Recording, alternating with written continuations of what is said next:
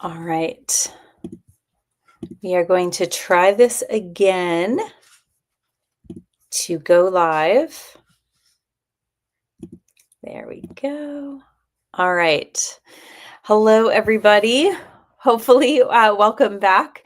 We had a little bit of a technical glitch, so I'm just going to give you all a moment to come back in, and hopefully everything will move well. Let's see if that is fixed. Awesome. Okay, so apparently there was a little technical glitch with all things Meta. With Instagram, Facebook, all the notifications came up. So hopefully you are able to see me and hear me again. Sorry about that if it kicked you off. But if you are able to see me, hear me, if everything's coming through, if you could give me a thumbs up, that'd be really great. It's always helpful to know that the technology is working the way that it is supposed to. Sorry for that earlier glitch. Hopefully now things are going well. Awesome. Okay. So we're just going to start over and pretend none of that ever happened. So I am Gina with Advantage College Planning, and I'm excited tonight to talk about preparing your student for the pre-health journey. So as a current high school student, there are some things that they could be doing now to help set them up for success as they go through the very long path on their way to a career in healthcare, whether that is medicine or physician's assistant or nursing, right? We have students interested in all those kinds of paths, and they're always asking us, what can I be doing now as a freshman, as a sophomore, to set myself up for success in that process? So we thought, well, if our students are asking us, then that means other people would probably find that information helpful as well. And so that is the goal of our chat this evening, is to talk about all things pre-health and pre-med. So if you are new here, welcome. If you have been here before, welcome back. You know the drill. So it's always really helpful to have an idea of where people are tuning in from, or have an idea of what year your students are. This information tonight actually is pretty applicable to students of all different grade levels, 9th, 10th, 11th, maybe even seniors as they're getting ready to apply.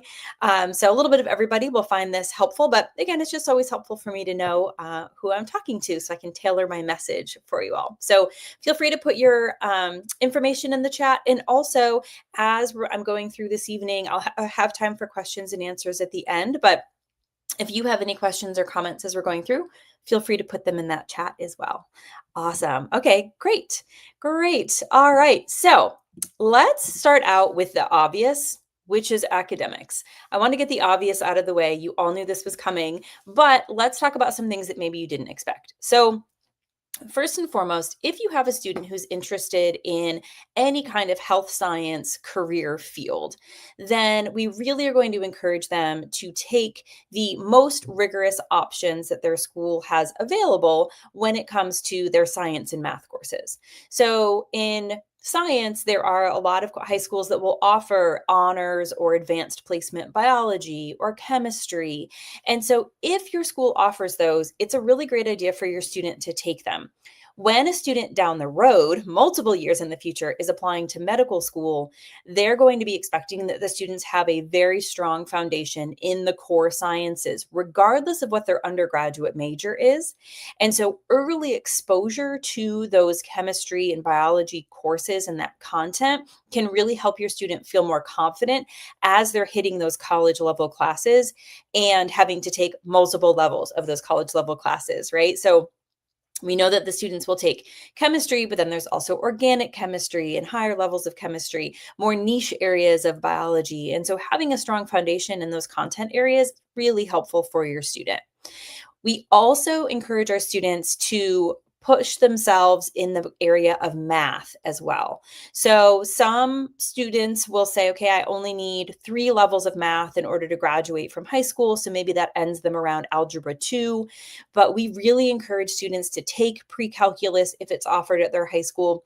Take calculus if that's a possibility, or statistics or AP statistics, because those math courses, in addition to exposing them to the higher level math content, Those courses are going to introduce them to a new way of thinking, right? That's going to require them to use problem solving skills in a new way that maybe they haven't developed in other classes.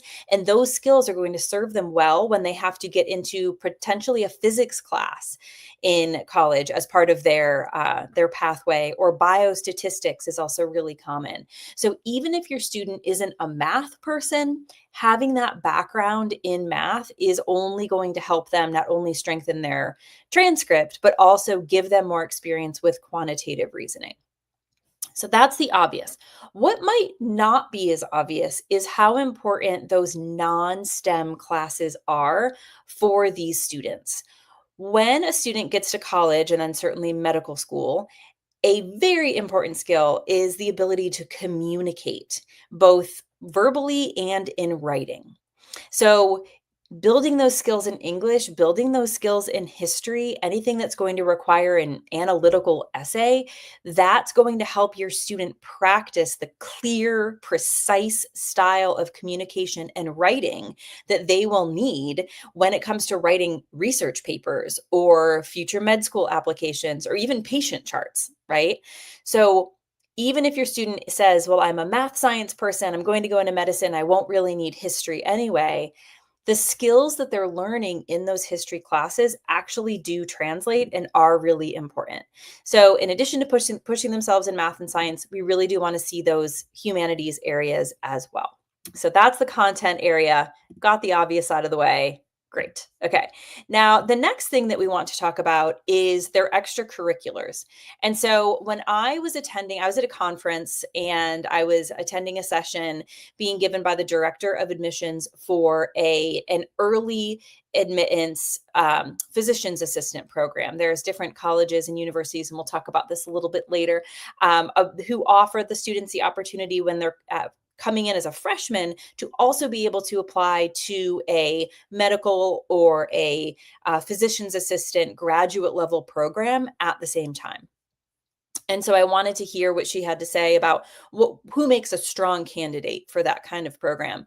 And one thing that really stood out to me is she talked a lot about informed consent and the concept that one of the key things that they're looking for in students, medical schools are looking for in students, is having a deep understanding of what they're about to get themselves into. Right? Because if you're going into anything medically related, any of those fields, you're not just doing bio in a lab, right? You're taking the concepts that you're learning and having to apply them to actual patients and people who are having the worst day of their lives often, right? Or maybe people who are not the type of people that the student is familiar with engaging with, or maybe the type of people that the student might be a little uncomfortable engaging with, right? But that's a part of medicine and that's a part of being a provider. And so this is a quality, the ability to say, I have an idea of what I'm getting into and I'm not afraid of it, is really important. And so that's where those extracurriculars can come into play. And I don't mean to say that your student has to, be super comfortable going into a lot of really interesting, potentially physically demanding or traumatic environments that our medical providers are in at the age of 17, right? That's not what I'm saying. But what I'm saying is at an age appropriate level, it's helpful for students to start to get a sense of what this might be like for them, right? And for some students, it might be as simple as I pass out at the sight of blood, right? And you have to decide, is that something that you can work on to get over, or is that a deal breaker for you? I've worked with other students who we've talked about that, they are very comfortable with children and very uncomfortable with, let's say, the elderly population, right? And so if we're thinking about different types of medicine, maybe, something where they're working more with children might be a better fit for them. But for a lot of our students, they don't know what they're comfortable or not comfortable with. They don't know where they can really shine and where their strengths come to fruition if they don't have those experiences. So we really encourage students as early as possible to start connecting with those opportunities. Now, many high schools have different clubs and organizations in the high school that your student might be able to get involved in. So there's HOSA, which is an organization where students can join and learn about health science and do different competitions. There's also, again, general health science or future medicine clubs and things like that. That could be a great thing to join. Outside of school, we have a lot of students who get involved with local hospitals doing volunteering. If you live here in the Wake County area, both Wake Med and UNC Rex hospitals offer opportunities. If you are outside of our area, I know we have people joining from as far up as Maine, so you can check to see what your local hospitals offer for junior or teen volunteers. I've also had students who've been able to volunteer in nursing homes, and some of them have started out working in food prep, right? That's where they're able to start getting access. But then as they gain experience and as they get to know people, they start to get to know the residents, they start to get to deliver the food, or they start chatting with the residents in the nursing home. That can create more opportunities. I've also had students who play the piano and go to nursing homes to play the piano once a week for 45 minutes, right? And that's another way that person is, they're not doing anything medically with the nursing home residents, but they're still engaging and they're showing empathy and they're showing a desire to connect with humanity. Right. And so that's really important. Some local areas, including in Wake County, have really wonderful youth EMS programs that students can get involved in, doing different camps or activities during the week. We also have students who are working on completing a class to complete their EMT licensure, which is or certification, which is really cool. So there's a lot of great ways to get involved. Science Olympiad is another way to show interest in science, right? Um, Health summer, some colleges do summer programs. That would be another opportunity. Separate from anything medical, Red Cross. I don't know if I said Red Cross, but that's another one. There are other opportunities. Again, just think about community engagement. So thinking about the human side of medicine, volunteering at a food bank, right? Could be really great. Volunteering with blood drives, even if you're not necessarily part of the Red Cross, getting involved in other ways. Some like community health clinics might be looking for volunteers to help with vaccination clinics or helping people getting their paperwork filled out when they're coming in, or language interpretation, different kinds of things. There's all different kinds of ways that students can get involved in a way that is a good fit for them. And then lastly, I've had a lot of students recently getting more involved with Special Olympics, Miracle League, Journey League, or even just working part-time jobs. Camp counselors, that's a great one. Lifeguards, you're getting CPR and first aid certified if you're a lifeguard.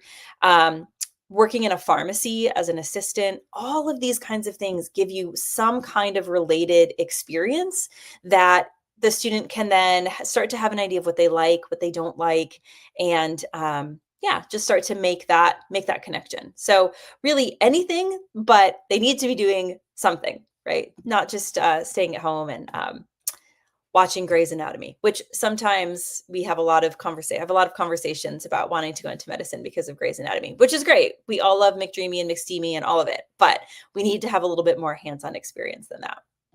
And so that does then get into number 3, which is the human side. So again, when we're thinking about applying as an undergraduate who then will ultimately be applying to medical school, the human side is really important. Psychology, sociology, those kinds of classes that your student might have access to at their high school would be very valuable. And that also could potentially be a major that your student thinks about when they're getting ready to apply for their undergraduate experience.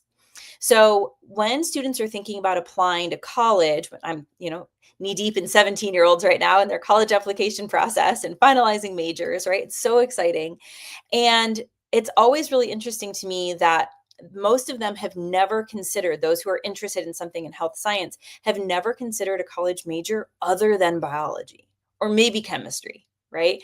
But the reality is students can major in just about anything in their undergraduate on the path to medical school. Colleges and universities, most, if not all, have pre-health advising for any student who thinks that they want to go on to some kind of health career, right? And so you could be a psychology major, be advised by the pre-health department, take some additional classes within your electives that maybe your psychology major doesn't require organic chemistry, for example, but your pre-health advisor would tell you, yes, you'll need organic chemistry to be competitive for medical school applications. Great, right? So students When we're thinking about just being a biology major, I often have my students look at the specific classes they would be taking. And do those sound interesting to you? Does that sound like something that you want to spend the next 4 years doing? And if not, then let's look at some other majors that might be a little bit more human centered, that would still give you the science exposure, that will allow you to really shine in those 4 years and then have a very strong application when it comes time to apply to medical school, and maybe have a path that's a little bit different than everybody else that'll make you stand out. So those human sides are and humanities classes are really important. Also, when students take the MCAT, psychology and sociology concepts are on that exam. So, right, it's not going to hurt for them to take some of those classes.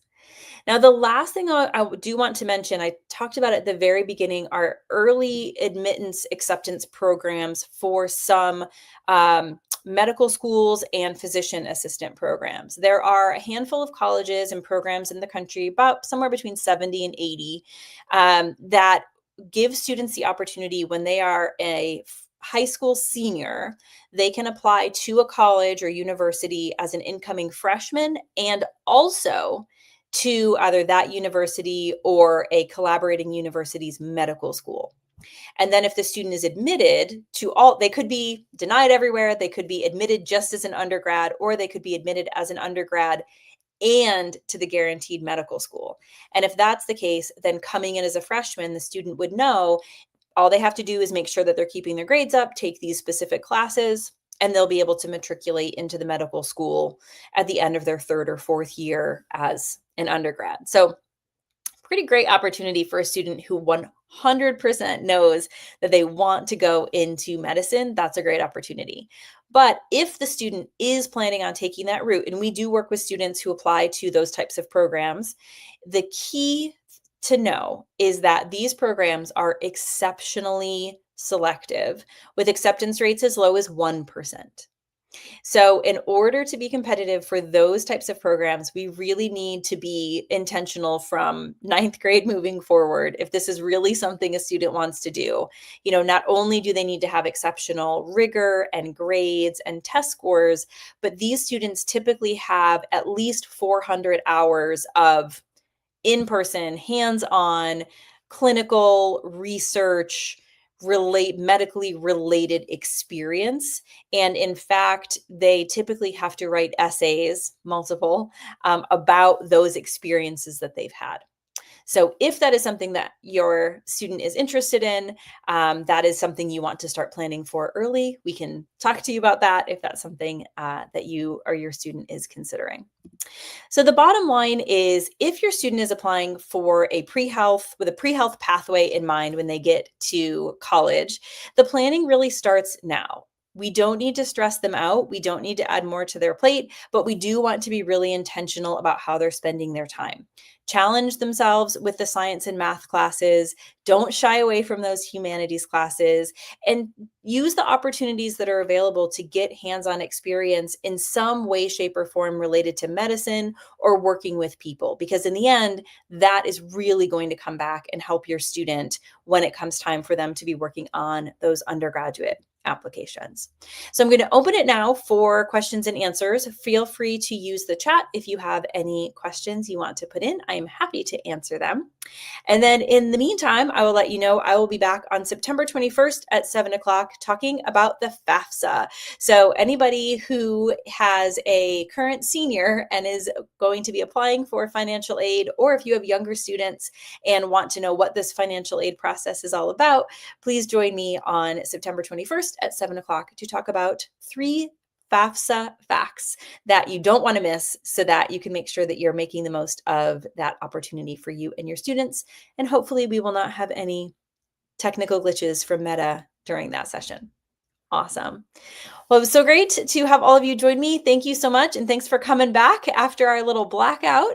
I hope that you all have a wonderful rest of your weekend. And we will see you soon. But we did have one question.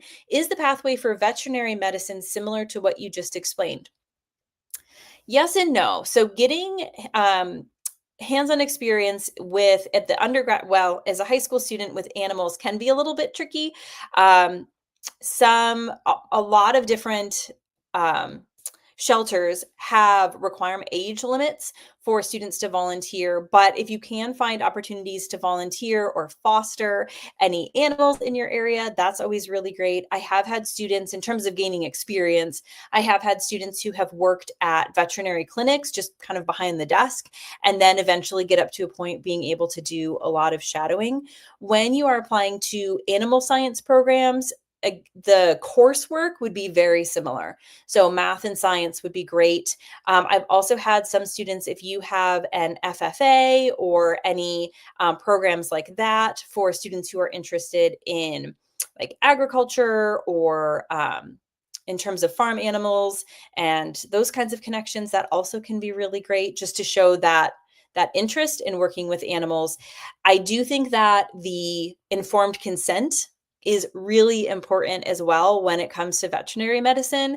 I've had conversations with a lot of students who, at the end of the day, they love animals and they want to cuddle animals. And the thought of having to hurt an animal or unfortunately euthanize an animal, even if that's what's best for the animal, is a horrible thought to that student. And they just can't ever imagine themselves doing something like that. Unfortunately, that's a really important part of veterinary medicine.